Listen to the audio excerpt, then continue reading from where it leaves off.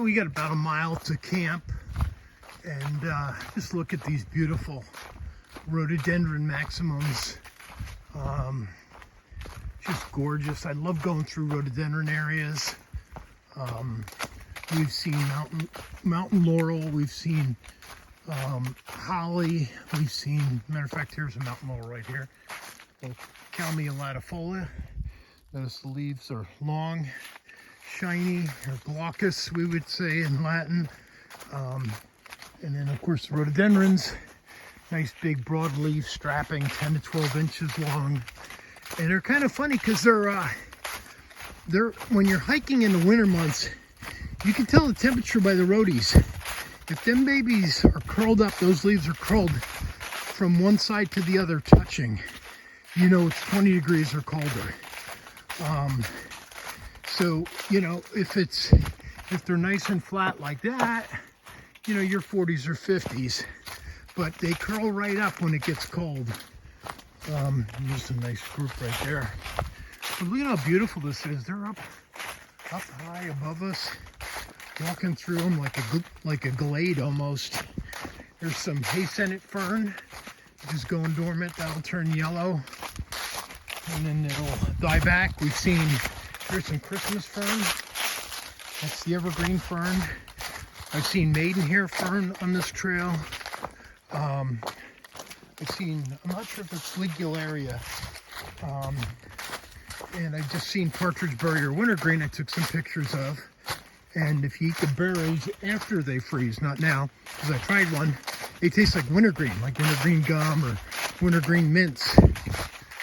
So the trail's really beautiful. We're on the home stretch now.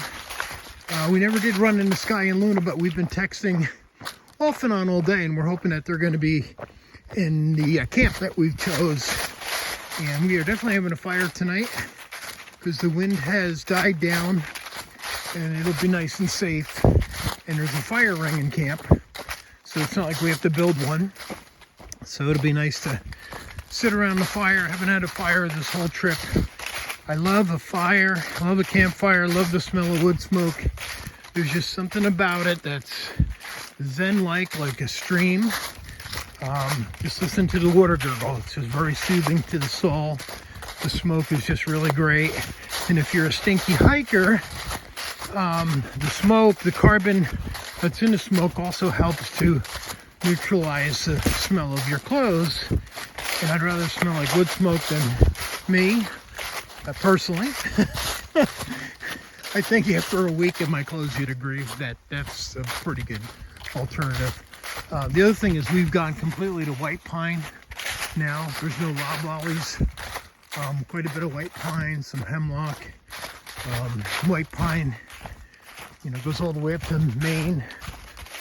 And it's one of the things that was really sought at for the British Navy, because our white pines, our virgin white pines, are up to 180 feet tall. Back in the 1700s. And they would actually stamp the trees with the mark of the King of England.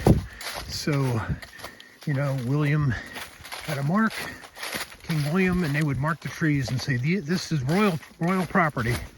And of course, us rapscallion American patriots, we cut the tree down, use it for our own use, because we did not want to supply them with mast for their navy. So that's an interesting book. I'll try to reference if I can, but it was History of the United States Through Trees. And when I was president of my professional association, I gave it to all my board members. It was a really good read. Some of it was a stretch, but it was really interesting how they tried trees into the history of America and how we came to be. So pretty interesting. Some more white pines. I just love the balance of evergreens and deciduous trees on the trail. I've been looking for you for the perfect tulip tree leaf, which is hard to find because perfect in the sense that it's got a beautiful yellow color. There's one right there. It's a very unusual shape. I'll pick one up when I find a really good specimen, which I will soon, very soon, I hope. Let's probably the most predominant tree on the AT from north to south, all the way up to Maine, and seen them throughout Alabama. But the tulip tree is they also call it here a tulip poplar. Botanically, it's Liriodendron tulipifera. And it gets the name tulip tree because in the spring, in May, late May, early June, it has flowers. And the flowers they look like tulips. They're orange and green with a little yellow. They have a really pronounced stigma, and they're really sharp looking, but they actually look like a tulip. So they're really cool. Here's a real unusual leaf. They call it duckfoot. That's a tulip leaf, and the tree is very, very straight, very, very tall. Not the strongest wooded tree, but just a tree of merit without question. If a leader breaks off, there'll be a co-leader that'll be just as straight. It'll be kind of hitch off on a 90-degree angle, and that'll go straight up and reach for the sky too. So a lot of trees we have here.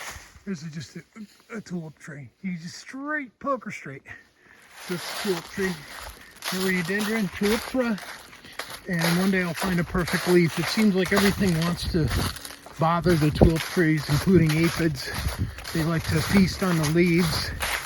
And if you ever have a tulip tree in your yard, you never park underneath in the spring because the aphids eat the chlorophyll, and they eat it so voraciously, and there's so much of it that they'll leave an excrement, or aphid poop as it were, on the leaf, and the ants will actually come and milk the aphids to get them to eat even more, and then you get a secondary thing called sooty mold, so you'll have yellow leaves that turn black. And that's why the quest for the perfect leaf is hard, because they're either a little discolored, but it's hard to find like the perfect yellow. You can see on the ground, you know, like there's a bazillion tulip leaves, but nothing perfect. They always have spots. Okay, that is today's plant lesson. On our last full day of hiking the Pinhoti Trail. We're going to lay up about 10 miles from the northern terminus for the finish of that, and then it joins the Benton MacKaye. Happy trails!